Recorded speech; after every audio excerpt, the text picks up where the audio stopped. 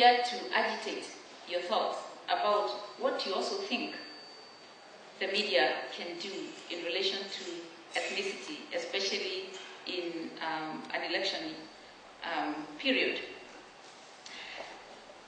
I cannot talk about ethnicity and media without going back to Rwanda. And I want to pose a question. Would the world have reacted differently if confronted daily by images of people being slaughtered rather than the static, disembodied pictures of disfigured corpses in Rwanda?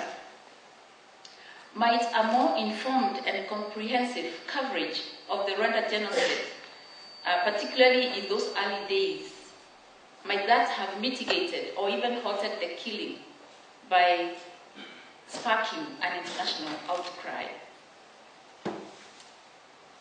The only difference that media made in Rwanda was the hate media and what transpired after those announcements. Someone has said that in Rwanda, journalists could have had an impact through something that they've called the Heisenberg effect. The Heisenberg effect has it that the act of observing a particle actually changes the behavior of that particle, its velocity and direction. Might a more comprehensive and accurate reporting of the Rwanda genocide have changed the behavior of perpetrators, mitigating the slaughter? I'm here to say that I totally believe the media have a role to play. In Kenya today, especially in the light of what's happening today with the ICC, with the discussions about the next general election, I think that we cannot deny that the media have a critical, significant role to play in impacting what will happen between now and 2013 March, if that is when we're going to have our elections.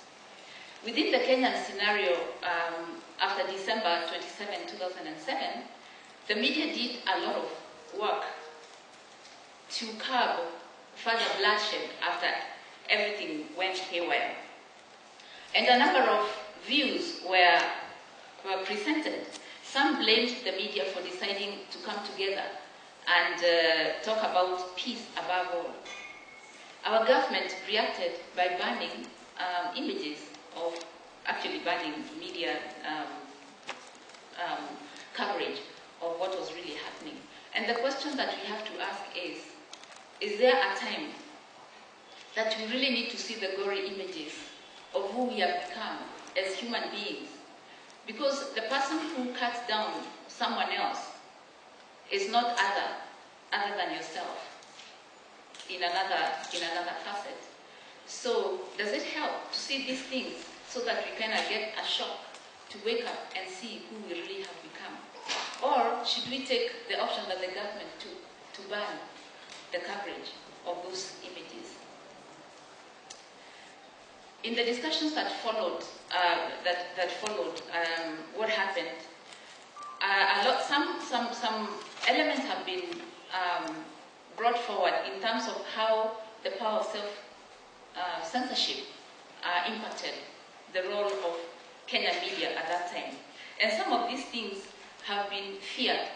And I talk about this because later on, I'm going to argue that media have to fight the demon fear and be brave enough to take the bull by the horns. Fear of a repeat of the Rwanda scenario in Kenya. Fear of attacks either by the government or by the citizens if they went and carried out investigative journalism to see who really had won the elections, because it's like that kind of investigation never took place, at least not from the media, so that we know the truth. And once you know the truth, then whether someone has been announced as the president or not, if we have facts, then we really know what's the right course of action to take. But if we hide behind we are helpless and hopeless, then nothing will happen. The third element of the fear in self-censorship was that the media were afraid to inflame the tense situation. So they opted to be silent about the government ban, and also they opted to agree, let's not cover everything, let's just talk about peace building. And then the fourth element was a lack of training in investigative journalism during violent situations like what we experienced, because it was really a shock for everybody, and a lot of people did not know really what to do. So, did media abandon their professional principles and their job of promoting truth and justice in 2007?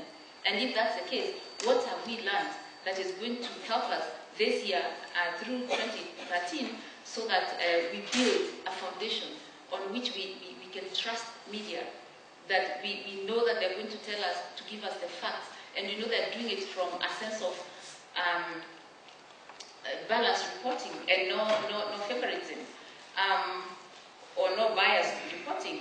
I say this because today in Kenya, our media ownership aspect is really scary, and it is owned by powerful elites.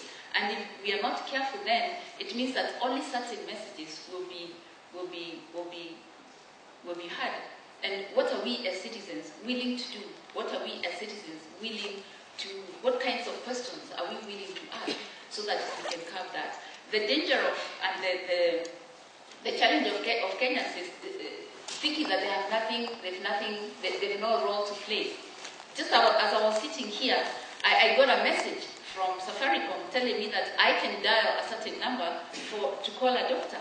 So social media, the new social media has created an alternative framework within which the citizen can also participate actively.